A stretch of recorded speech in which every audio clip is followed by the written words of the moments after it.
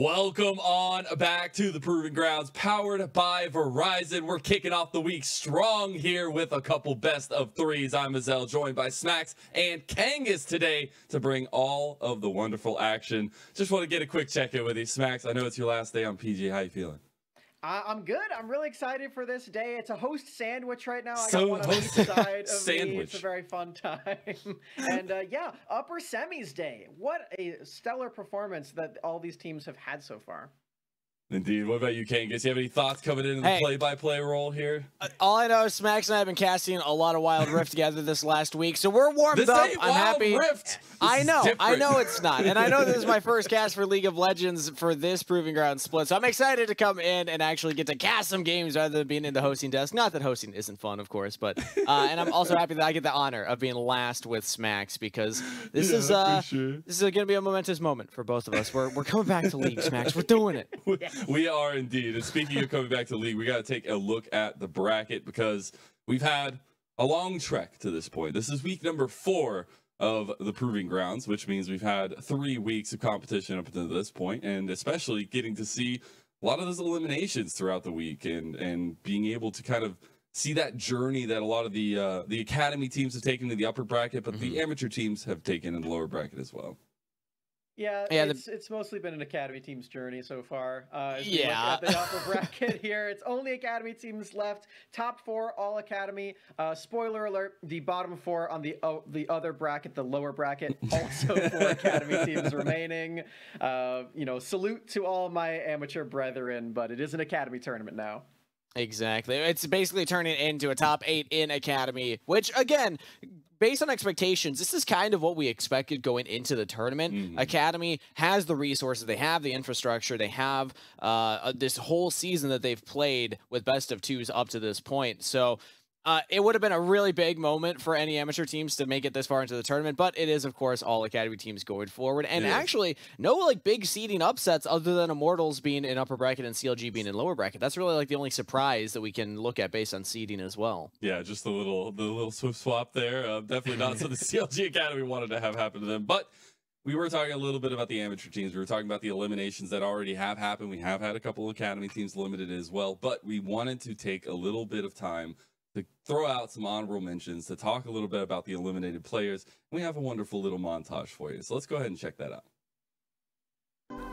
With Proving Grounds moving into the top 8 phase of the tournament, all 10 amateur teams and bottom 2 academy teams, TSM and Evil Geniuses, have officially been eliminated.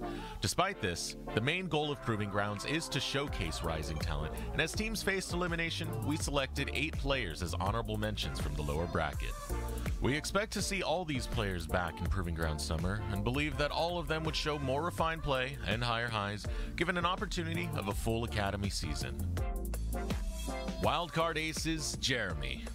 When I was talking with a lot of the colleagues who were more in tune with the amateur side of things and the unified open qualifier broadcast, they kept talking about like, dude, Jeremy is super insane, super explosive marksman player. Maryville University, APA. You know, I have seen this player come from multiple amateur organizations. I think one of the very first he used to sub on was Fruition Esports, and then came on to a couple of amateur orgs like Lotus Esports as well. Evil Geniuses Academy, Surdy. But he has been showing up a lot all throughout the entire split, namely in lane. When this guy is in peak performance, he will just crush you in that aspect of the game, Kangas. It is brutal. He will solo kill you every single time. No Team Griffin. These games have shown to me that his mechanics are only growing, and he's really been a player that I've been so excited to watch.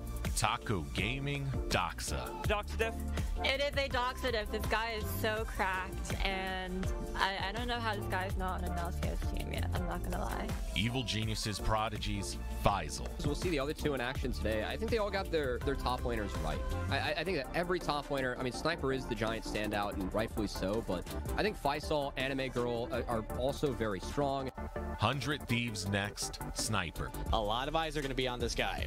Yeah, he's been crushing it in the amateur circuit as well. This team was undefeated for a very long time. Most of Sniper's first series ever in competitive were wins. Immortals AoE, Anime Girl. But Anime Girl is someone who has a very similar trajectory to what I would say Surdy has. Someone who can pop off, who can play incredibly aggressively and be exciting to watch, but also can have some faults along the way. Always love hearing from Desrex, but especially getting to shout out those honorable mentions and players that you should absolutely be looking out for in the future, Smacks. Yeah, I'm really proud of all of the academy players and amateur players alike that have fallen up until this point. And like Kangas was just saying before that video flew, the academy side of things does have some really solid infrastructure in place. So I think overall, this is a bit expected if the system is working correctly. So proud of the academy teams that beat all of those teams as well, but the amateur teams, I'm really looking forward to seeing if they can make those upsets happen next split, because there's, of course, a Proving Ground summer. Exactly. There's going to be another season. And I mean, we look at the difference between 2021, 2022, 14 rookies coming into the academy scene. That's a lot of talent that was brought up from amateur. And I'm sure that a lot of that scouting was done at Proving Ground. So these players that we kind of highlighted from their performances this split, I would not be surprised at all to see an academy icon next to their names going into future splits. So I love that you're already bringing up scouting and kind of that conversation, because we did get to sit down with a couple of high ups in some organizations. We got to sit down with Andrew Barton and Papa Smithy to hear some words about the scouting process, about Proving Grounds in general. Let's go ahead and take a listen. Our academy team did lose to an amateur team, so I do have that going for me, unfortunately.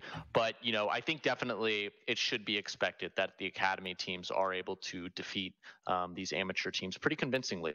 You know, within academy itself, these are players who have an endless amount of resources around them, whether it's, you know, the office, housing, food, you know, the coaching staff, everything. I just can go on and on about the resources they have, and they're able to dedicate, you know, all of their time for this game.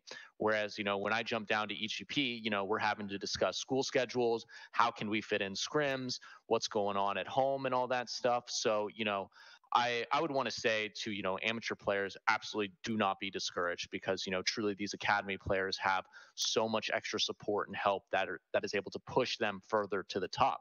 And, you know, really what I'm looking at when I'm an amateur, again, it's not necessarily who is winning, you know, the tournament or anything like that. While winning is super important, you know, your growth as a player and as a person is actually really what I'm looking for most.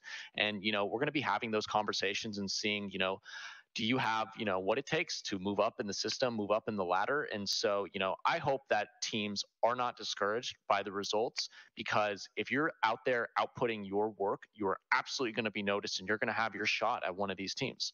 I think of Proving Grounds as a showcase for all amateur players to say, I deserve more, I deserve better, I deserve to jump up the ranks, whether it's to an LCS affiliate or to an academy team or even potentially to an LCS team. And I think of it as an audition. And I think if you're crushing the audition and actually winning a series, then the team and the orgs, whether they're the org that lost to that team or even just any academy GM, should be looking at all these players and saying, wait, have I missed something? Is this player better than what I have? So I think it's one of the best auditions you can get to show that you're more than your current scenario.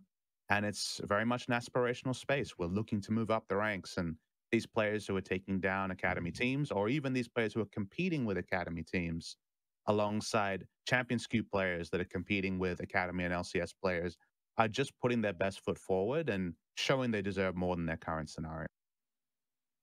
Gotta appreciate the nitty grittiness and just getting to the bottom of Proving Grounds itself, the scouting system, but getting to hear from two high up figures in both 100 Thieves and Evil Geniuses Smacks is something we don't get to see often, and just to hear that kind of thought process is always nice.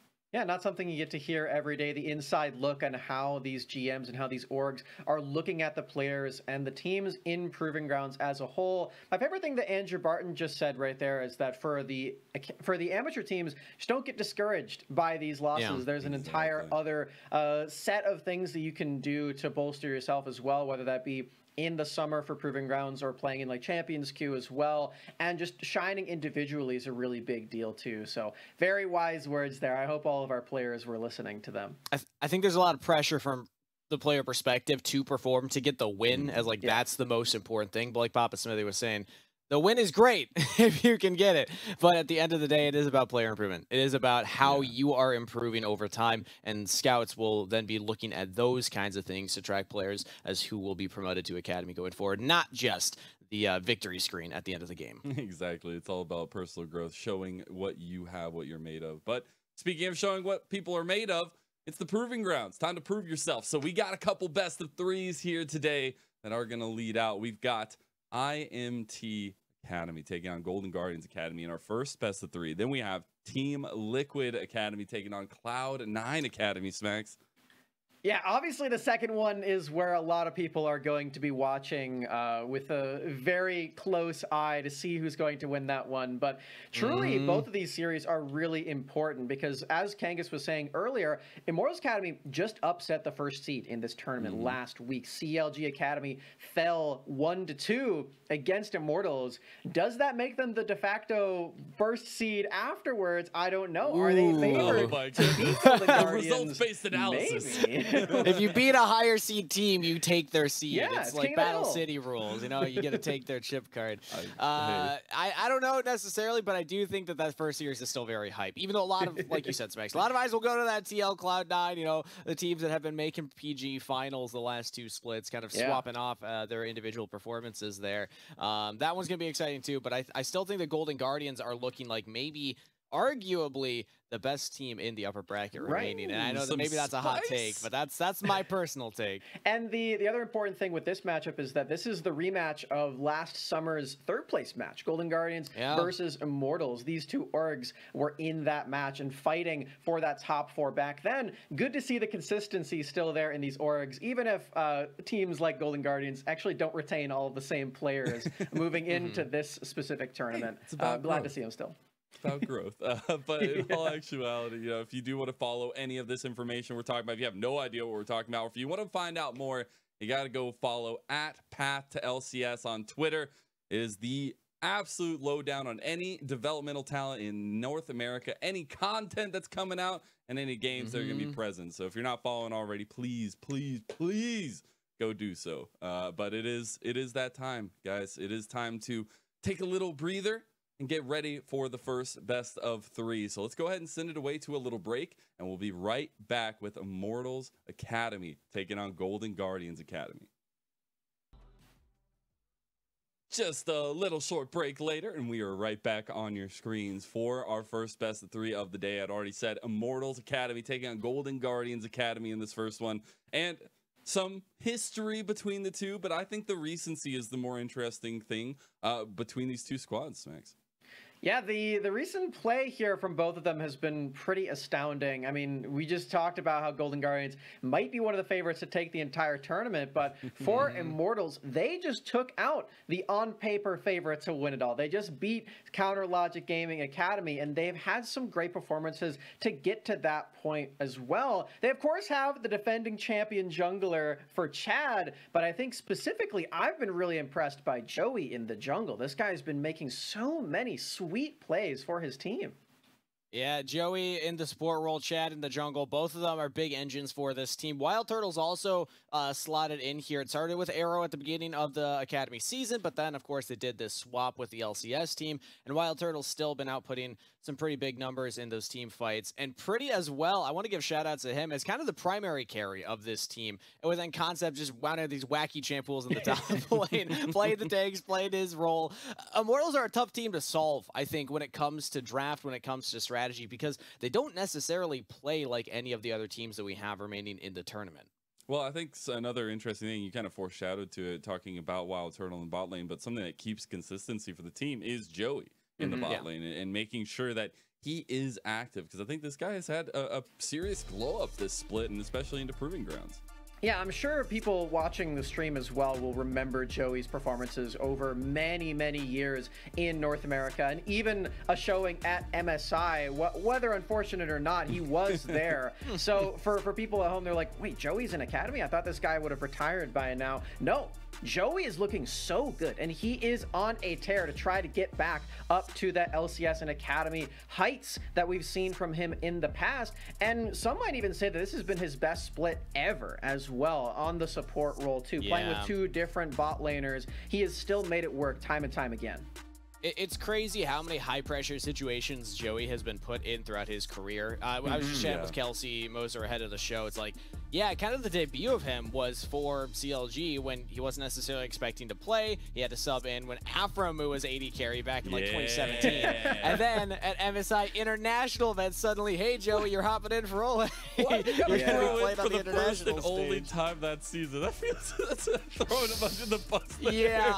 Yeah, it's kind of that whole scenario was hilarious to follow. But he has still made very impressive runs at Proving Grounds themselves. 4th is his highest finish here so far, and like Smax was alluding to, Joey's in his best form that we've ever seen. He's had a long journey to get to this point, but hey, it's a good time to start peaking. It is indeed. Speaking of peaking, you're gonna have to against Golden Guardians Academy, who themselves have been on a tear as the whole team, it feels like, at this point, and really just coming alive when it matters.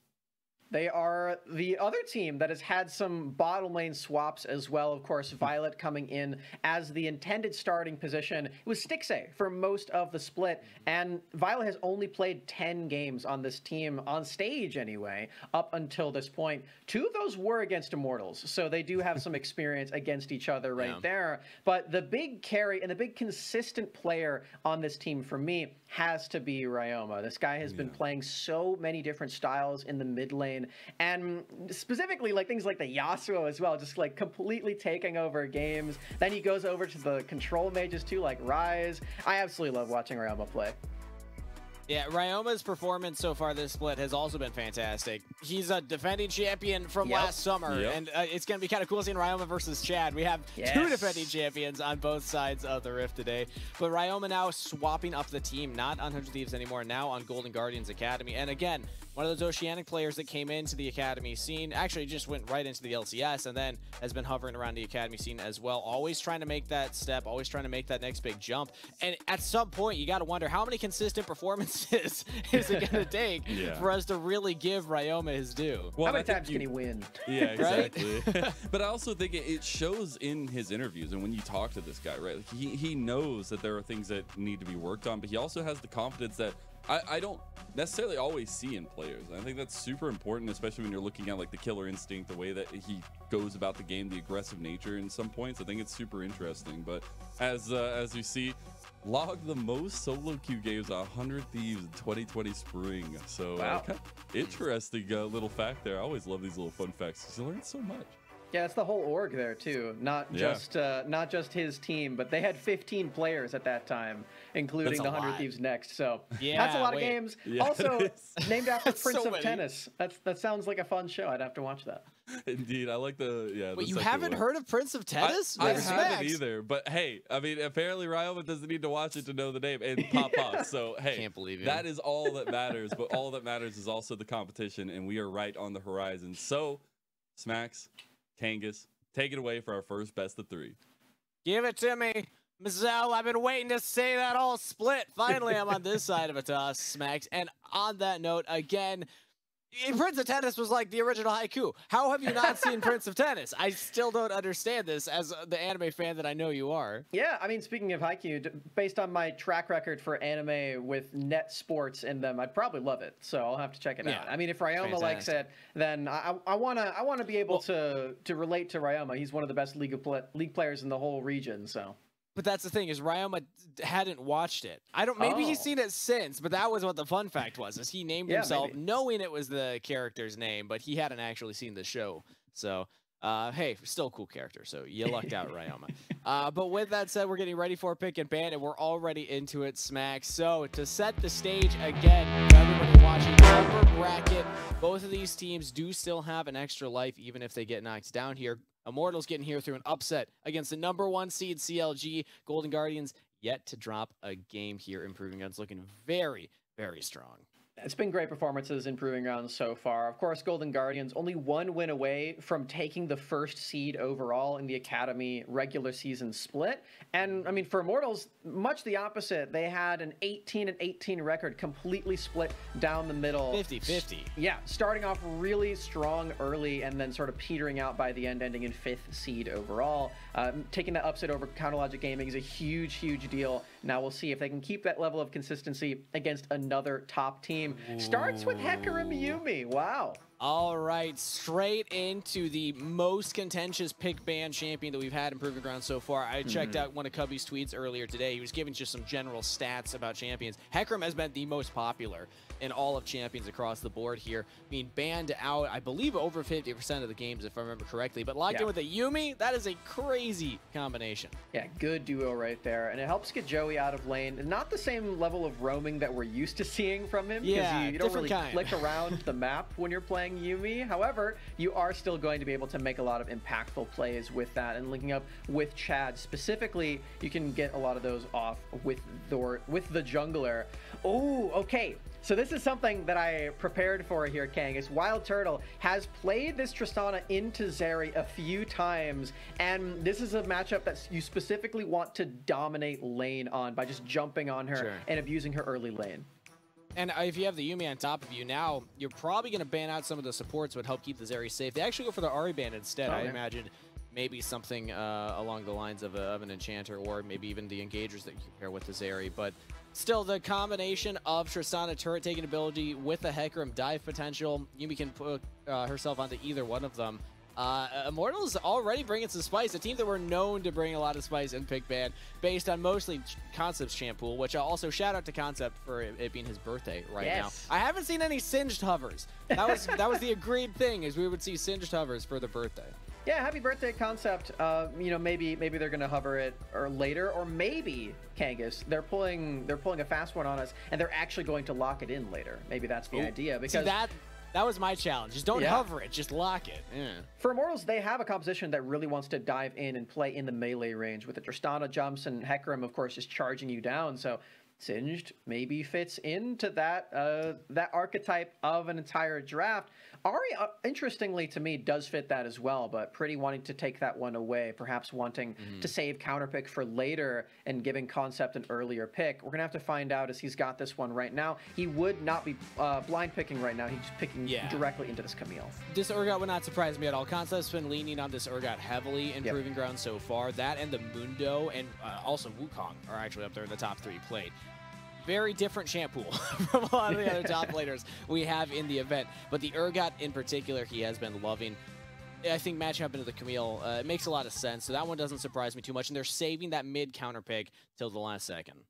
Urgot's been his most played champion in his entire career so far, and will be potentially into Poppy. Causes some issues for Urgot for sure. You cannot use that dash when you are inside of her big sphere, so got to be a little careful with that. I'm expecting that to be in the jungle here for Iconic.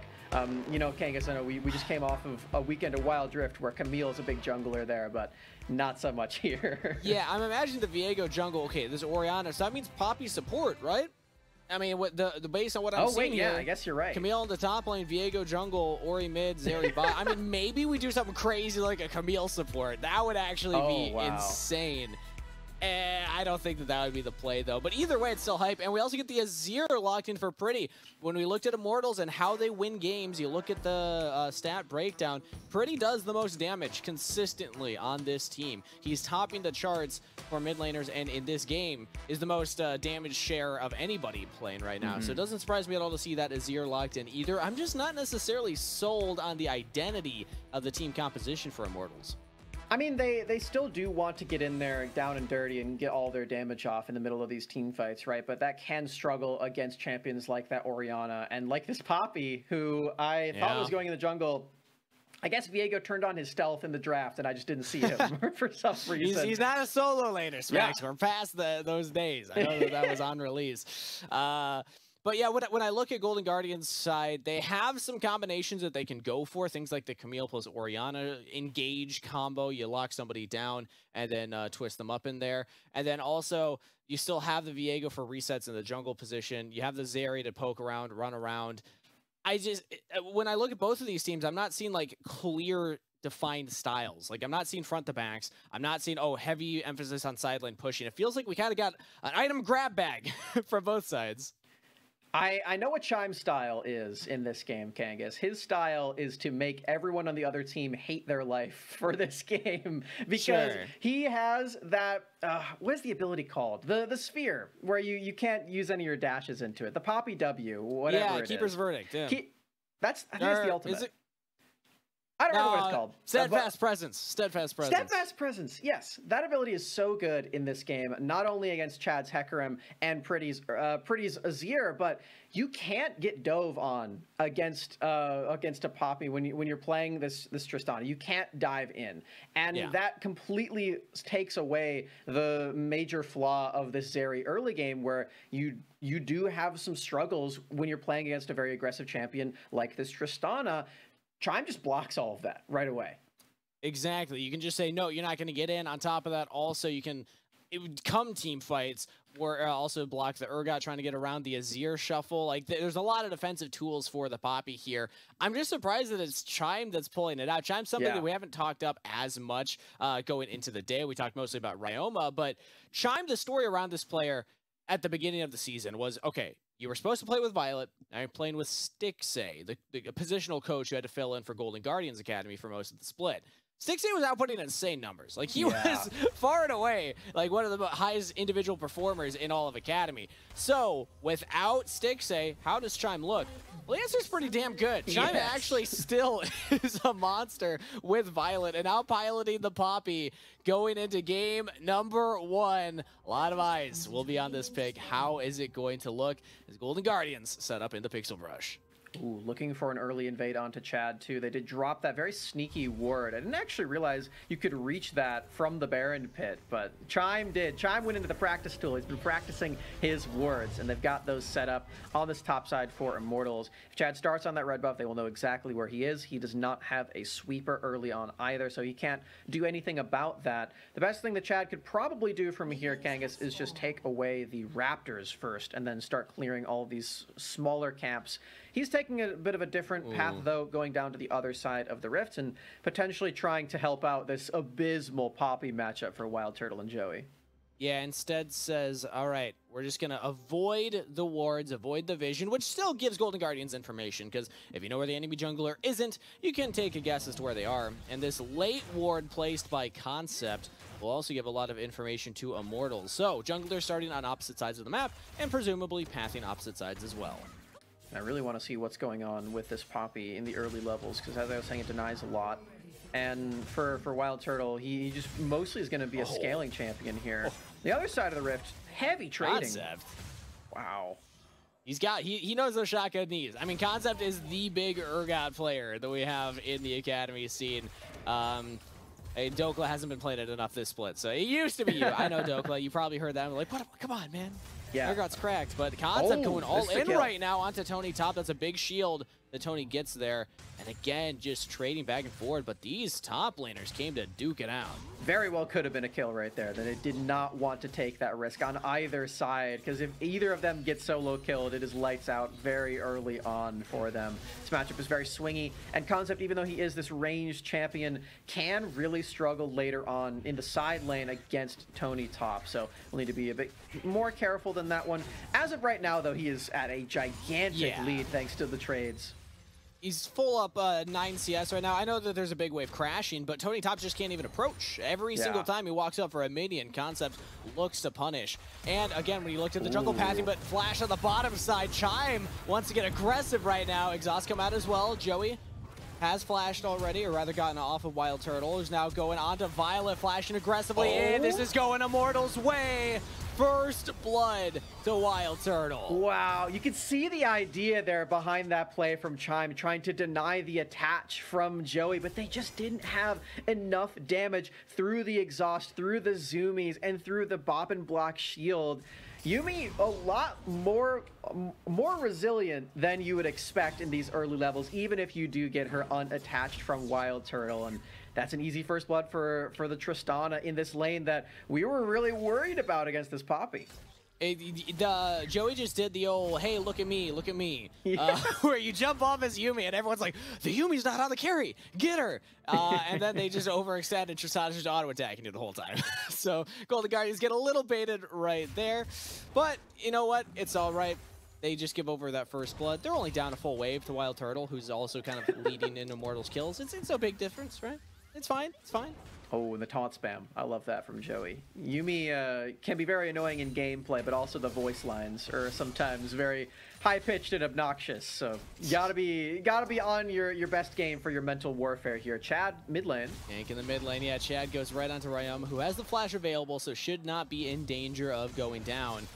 Just taking some poke. I think Immortals would have felt better about that if Ryoma had flash. They were probably looking to get a summoner spell right there, but for now they'll take the health bar trade. Some former teammate action right there, as Chad and Ryoma are, of course, the defending champions. Violet has to dash over this wall. And this Chime is now really aggressive. Yeah, Chime's behind.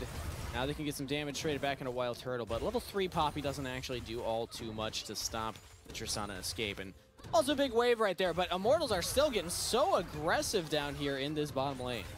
As they should, honestly. When Chime is not standing directly on top of Violet's Zeri, that is food for Tristana. You just jump directly on her with the Yuumi. She cannot do a single thing about it other than dash over that wall. Luckily, Violet was hugging there, but if he was not, it would have been a ridiculous amount of damage and likely an entire bomb to his face. Now that Wild Turtle and Joey are taking their first recall of the game, we're seeing that they were coming back to lane with just so much damage. And Tristana is a champion that can scale pretty well into Zeri too. Of course, you do have your passive giving you so much attack range. Let's look top. Concept's very far forward right now. Has flash as well. Should use it now. Yeah, you got to blow that as quickly as you can. Get to that wave. Golden Guardians get the summoner spell out of the Urgot, who also had gotten flashed out of Tony Top earlier. We didn't quite touch on that based on the replay that had happened, but Chad also paid some attention topside too. So, and Tony Top gets a little bit of attention now, has a freeze here. This will help because you are very far behind in this lane as well. We've seen Tony Top have a lot easier time across the split of picking blind pick in this blue side matchup, because at the very beginning, this was one of his major weaknesses. We know Tony Top to be a big Jax player, a big counter pick, heavy split push player from his time in solo queue and in his amateur debut in 2020 as well. But over the course of this split on Golden Guardians, he's just grown so much as a player in that regard, where it's no longer a big weakness to have this guy in your top lane on blue side. He can pick blind. Even though he is struggling into concept right now, he's staying afloat, and he is actually a level up right now. Could go for something fishy. Yeah, with that freeze, that was really good for him, and just his current lane position basically equalizes the farm disadvantage he had, and hit that level 6, but couldn't get the all-in onto concept, so now with the wave on concept side of the rift, should be just fine here. Dragon's been up for a hot minute, and no one's been looking at that, despite Immortals having control, pushing the mid lane, pushing the bottom lane. Kind of surprises me. I would have expected a little more focus on that objective this early on. Chad and Iconic are definitely playing champions that have big power spikes at level 6, so perhaps that is where their priorities lie, or at least they have been. Chad now starting up on this Drake right now. No vision from Golden Guardians Academy, and a push in the bottom lane means this very likely will go over to Chad with no contest whatsoever. And he can go right back to farming up for level 6 and all of these items. And yeah, with Wild Turtle and Joey here, it's a done deal. Yeah, that will be first dragon picked up by Immortals. Interesting to note that Iconic was even in that tri-bush, looking for a potential gank onto Wild Turtle when Chad started it up. Then Iconic went for a reset and is now back to full clearing. So Golden Guardians basically just saying, all right, we're going to give over the first dragon. We can expect them to be there. I thought maybe they would go for a reset for this Herald, because Herald's spawning here in just about 40 seconds. Actually, just under 15 now. And Violet's heading bot side, though. So, yeah, I guess you can't really leave a Tristana alone. That would have been a little troll now. I think about that twice. Yeah, I mean, Tristana will just take all of your turret if you leave her down there. So I think you're absolutely right there. Chime is okay leaving its only Violet, though. Yeah, this concept get dove. They have Iconic up here. They have Chime. They can layer CC, and they also can dodge out on the turret aggro with the Camille ultimate. Iconic. Oh, it's actually Chime that tanks it up first. Now Chime needs to get out of there. Concept does not get the damage down onto that Poppy. So Golden Guardians with a successful dive. Creative flip from Concept saves him from some damage, but not enough right there. There's 3 members diving him underneath that turret, and they don't even need Ignite on the side of Golden Guardians Academy. I definitely am a support that would have just instantly popped that. Just like, no, don't want to risk that one at all. Chime very calculated in his approach, and you know he's giving up some plates in this bottom lane, but getting that kill back over to the side of Tony Top and back into Golden Guardians' hands means that they relieve even more pressure in this range versus melee matchup top lane, and that is something that Tony Top is going to be very thankful for. He's going to be thankful, and the team's going to be expecting now, because with that investment, Wild Turtle got 4 plates in the bottom lane for that trade, and that's a lot of gold onto the Tristana. So hopefully Tony Top can actually make something happen, or rather Iconic with the kill credit there on the Viego.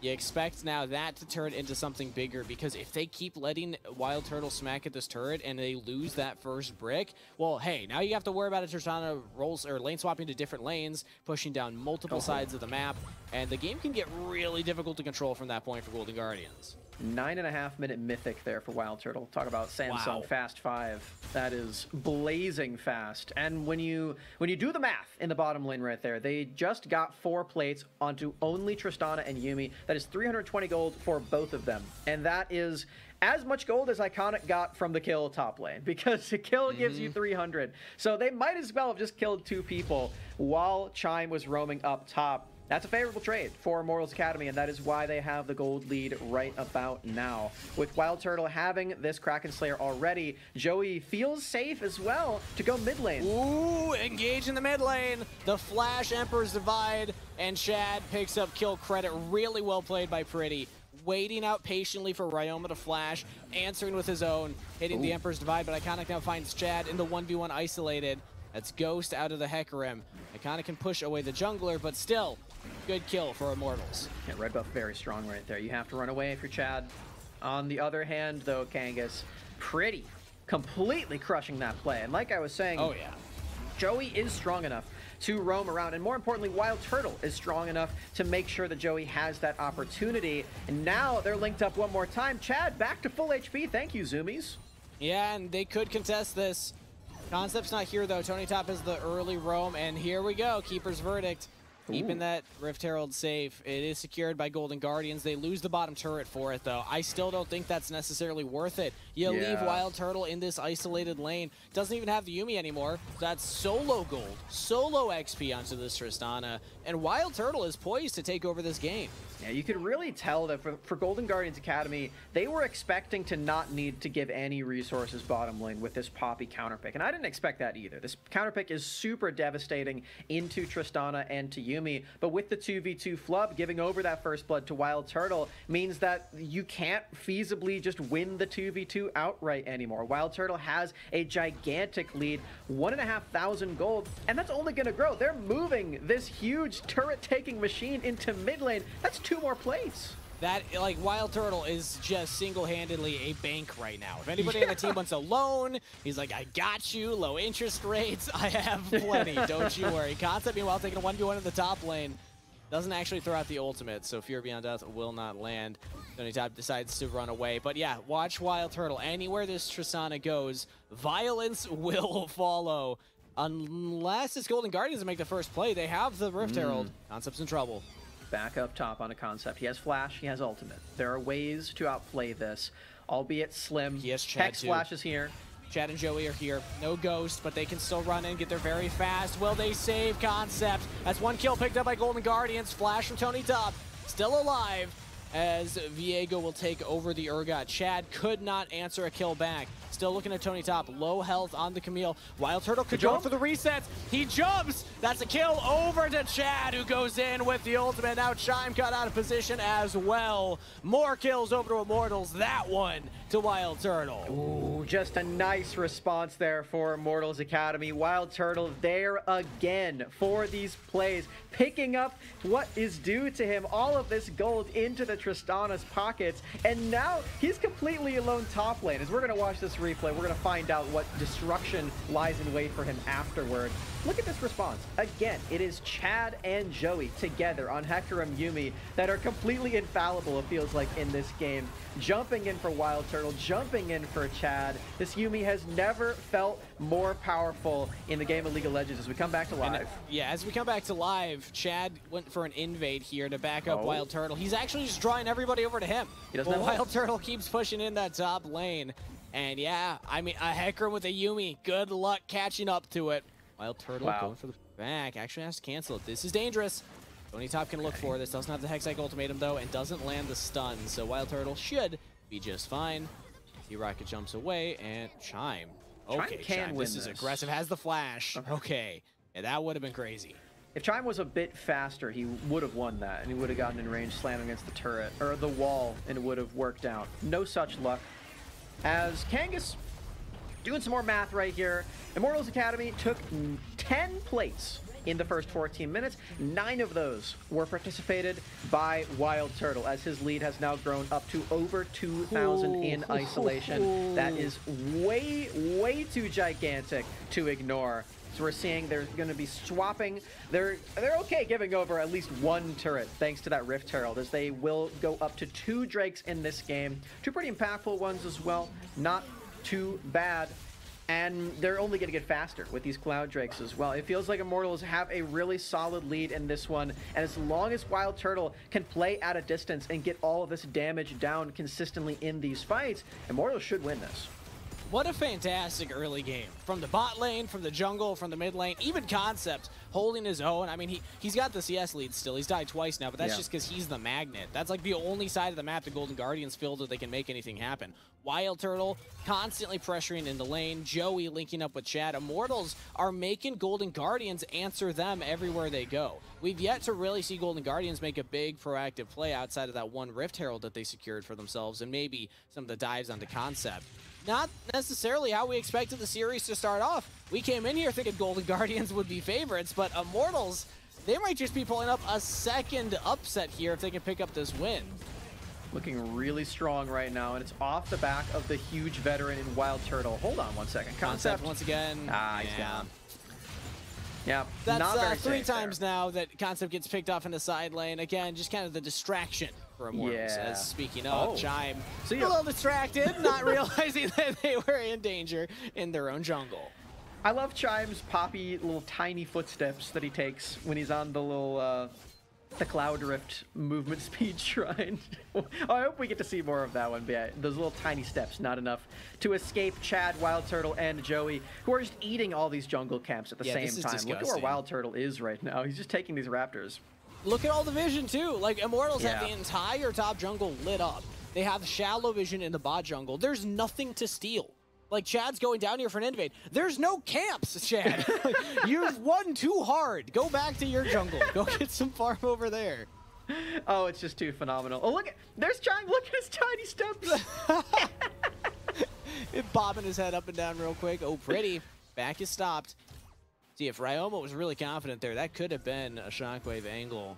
At least get the flash out of Pretty, but Konik was a little too far away. So Golden Guardians, again, yet to really find that big play to get back into it. And I think that they might be on a timer. When you look at the scaling of the Azir, I don't necessarily know if Golden Guardians can say, all right, it's fine. We give up the first couple objectives. We're going to give up like 5K gold lead, but we'll scale later into the game. I'm not seeing that on this composition. Big scaling for Azir, let alone Hecarim and Tristana too, and the Yuumi. Like, everyone on Immortals we expect to be stronger than their counterpart later on in the game. apart from maybe top lane, but Concept, yeah, that's the only one. He's sort of been struggling. He, like you keep saying, he's the pressure valve for this team. He is the one who's enabling them to play through the rest of the map. Somebody's got to be weak side in a game like this, and Concept is doing that. He's maybe died one too many times. And maybe you can go back to the drawing board and look for some improvements there, but I think he has done his job well enough to where Immortals can be thankful for that, and they can have this gigantic lead to show for it. Immortals have taken all outer turrets at this point. Wild Turtle gets completely collapsed on, though. And it should be the death of Joey as well. Pretty and Shatter nearby. Joey's actually survived quite a while in that brush. The Golden Guardians find themselves a double kill. Really good pickups there. Wild Turtle had so much gold funneled into him, and that's how Immortals like to play. Wild Turtle does have big wallets in most of their games, but if we look at the biggest weakness of Immortals, it's their kind of condition of getting picked in side lanes a little too often, across top lane, across bot lane, and Wild Turtle showing that again. It did not have a lot to show for that one this time either. Concept was only catching the wave underneath the tier 2 turret. Didn't actually manage to push out anything or take any advantages. As we watch this again, this is what should happen when you're playing Poppy into Tristana. Chime with the steadfast presence, I remember the ability's name, and Flash to deny the jump. That is going to be the biggest nuisance for the big carry here for Immortals Academy. Yeah. All the carries, really, because again, Pretty has that problem too. I'm just trying to think, in moments like that, when you're Wild Turtle, you must be thinking their bot side on the map. Because Ryoma was solo pushing as Orianna up to tier 2 turret.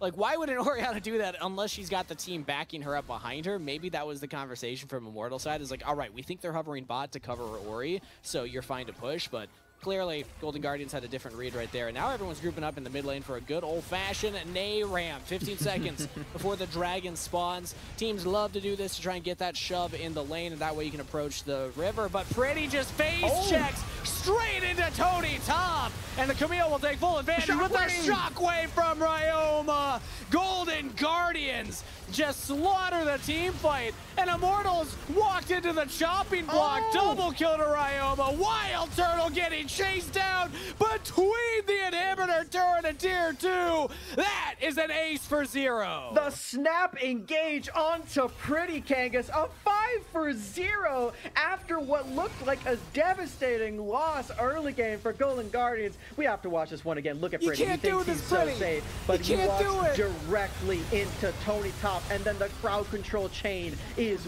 massive onto the Azir. Well, everybody just dogpiles on, and from that point, the Azir is not even the fed one. Like, you should be looking at the Tristana, but Wild Turtle just couldn't get a comfortable position to output damage. He had to kept just running away. You can't kite back and weave in autos when there's an Orianna slowing you, a Zeri chasing you, you're worried about the next hook shot from Camille. Like, you just got to get out of there at that point because it's too late to try and turn and take the fight. Golden Guardians doesn't know this is happening. This could be a full Baron sneak. All right, they know something's happening. It is burning so quickly right now. Pretty's there as a Baron taker on the Azir, but Concept left out to dry while everyone else from Immortals run away. And that's a kill picked up by Golden Guardians. Baron still leashed, by the way. They could go back onto this one. Chad over the wall in trouble. Has to ult, and he will get picked up as well. Golden Guardians with another shockwave from Ryoma. Joey with the ultimate to save the play. Emperor survived from Pretty, but he's still sniped down. Wild Turtle gets healed up with the zoomies, trying to get some autos onto this red buff. Just to heal up, just to top off. Tony Top does not land the stun, but Golden Guardians again win the fight. If it weren't for that last chapter from Joey, that would have been another ace. Oh yeah, Joey and Pretty saving the rest of their team right there. They're not going to save enough time to contest this Baron, you have to imagine. Wild Turtle and Joey, they've got a big mission ahead of them. If they're going to steal this away, they have to do it through Smite also. I think they're going to try. Low health bars. Wild Turtle could look to go crazy right now. Super Saiyan mode, if he can. Baron's already taken and now just picked off. The hesitation from Immortals. Did not find the angle to go in, and Golden Guardians are just being gifted play after play, objective after objective, and kill after kill. Man, Chime's bonk there with the keeper's verdict was so crucial, because you only do hit Chad with it, but Joey's attached to Chad. The Yumi's completely out of this fight, lets you engage so freely beyond this team. And as you said, Kangas, the only reason that they didn't lose too much more is because of those clutch ultimates after the fact as well. I really like the Azir ultimate to push Tony outside of his own hexagon. We're seeing the aftermath right now. Immortals Academy have completely lost the lead that they tried so hard to gain, and we're seeing the faults in a composition like this where they have really good push forward. If they're winning these games, if they're winning these fights, they can do so much. But what happens when they start losing a fight and they have to retreat? They all just die.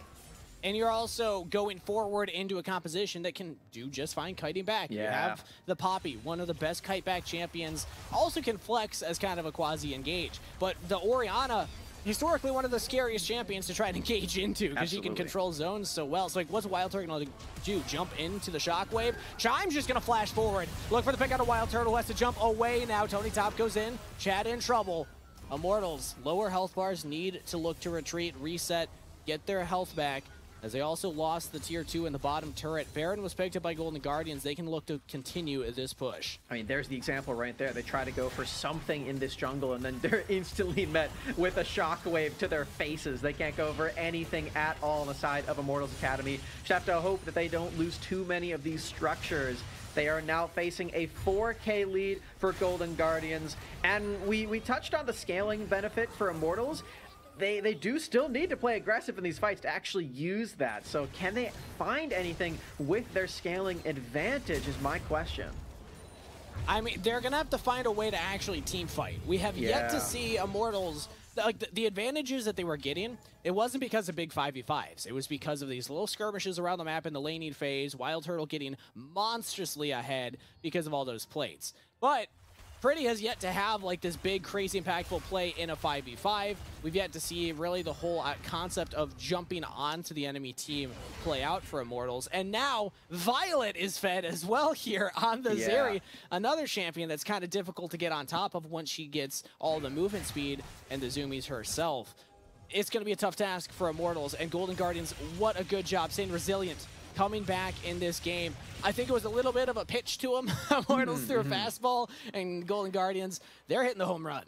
It's really just that one pick off onto Wild Turtle and Joey. But Golden Guardians, credit to them, they found it. They made that play happen, and they have made all of the subsequent plays after that, including this one, forcing Chad's ultimate, another example where Immortals' composition just doesn't really work on retreat. That's a huge cooldown that is gone for this objective. And Immortals, that soul that we were talking and hyping up here for the Cloud Soul, very, very far away at this point.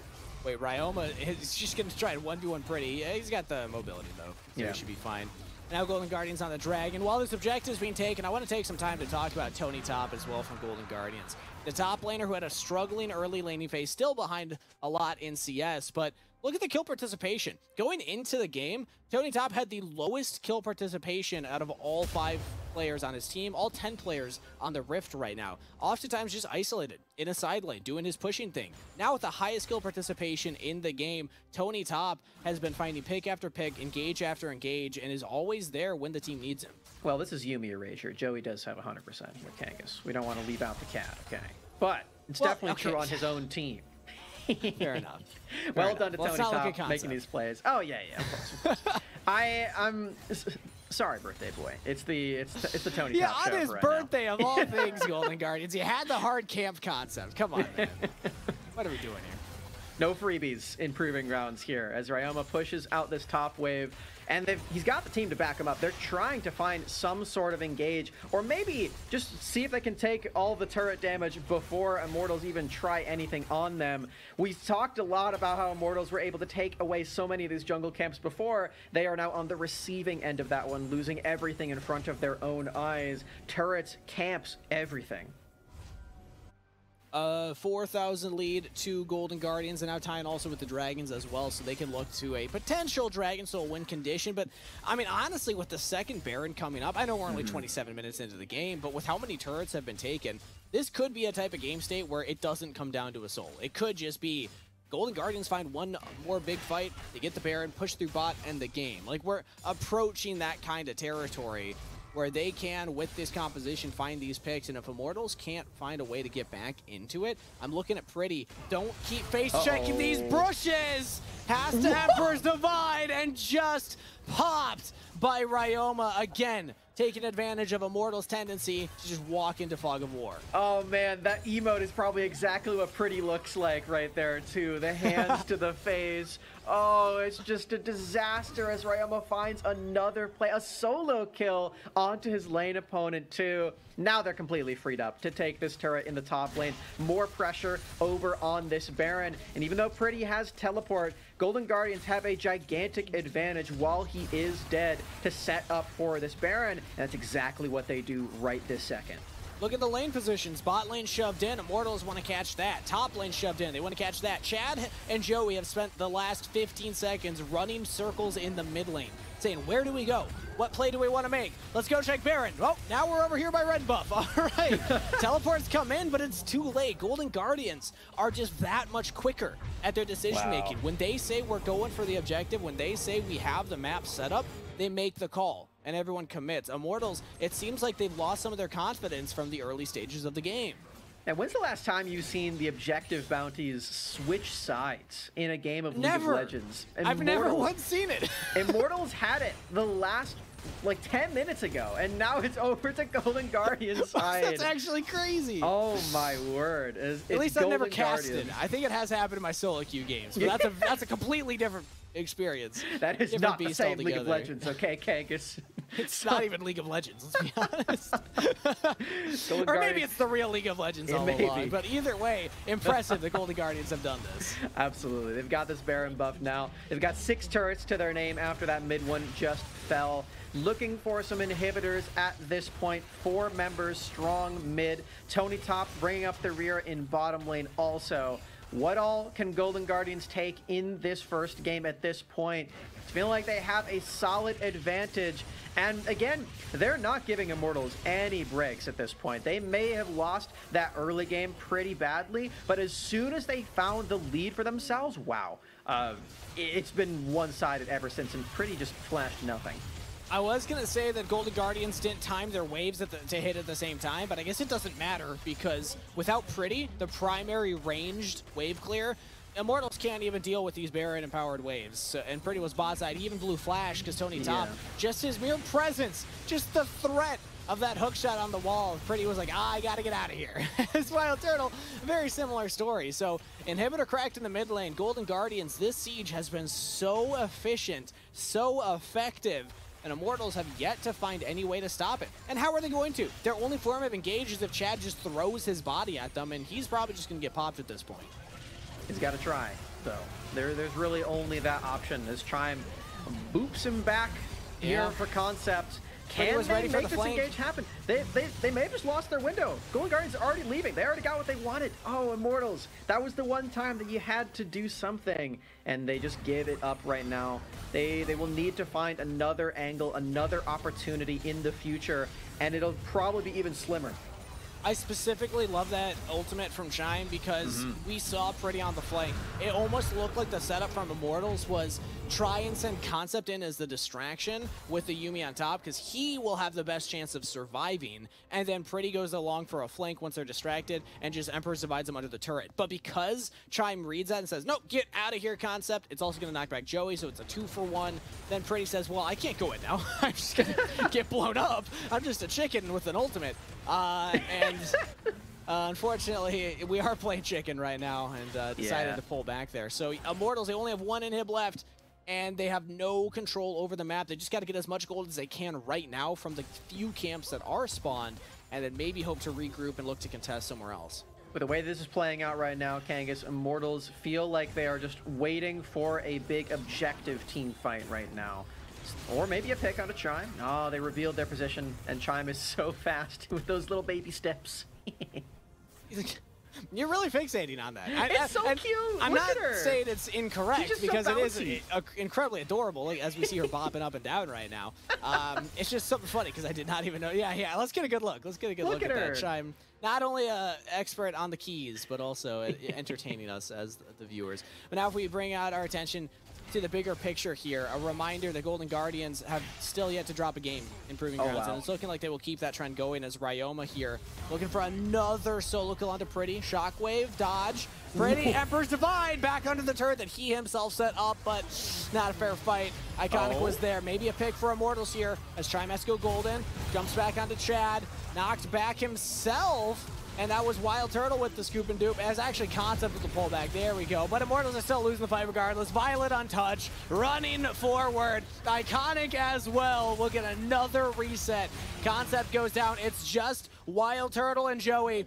The two-man base defense. Can they make it happen?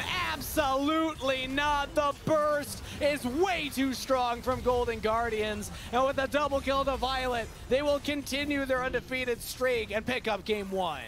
Golden Guardians, they were looking shaky early on here, Kangas, but they have earned this victory through tooth and nail. So many fights it took for them to get back on track, but ace after ace after ace, and they're taking their sweet, sweet time. Maybe trying to get some more kills. This is bullying. They won't quite find it, but they do get game 1. Oh, Pretty almost dies another time right there. Golden Guardians showing you how to come back from a game of League of Legends. There were bounties that swapped on the map. I've never seen that before in a professional game of League of Legends. Maybe it's happened. I'm not going to say it hasn't yet, but that's my first time getting to experience it as a viewer. So that was incredible that they held on for that long. And honestly, I think Immortals, they really need to start looking at some of their decision-making going into this next game, because Chad and Pretty were fantastic in the laning phase. They got that one really big kill to Ryoma. It looked like things were off to the races for him. But then once we got past laning phase, it just felt like they didn't know how to execute their comp. They didn't know where they wanted to position. They didn't know where it was safe to be on the map.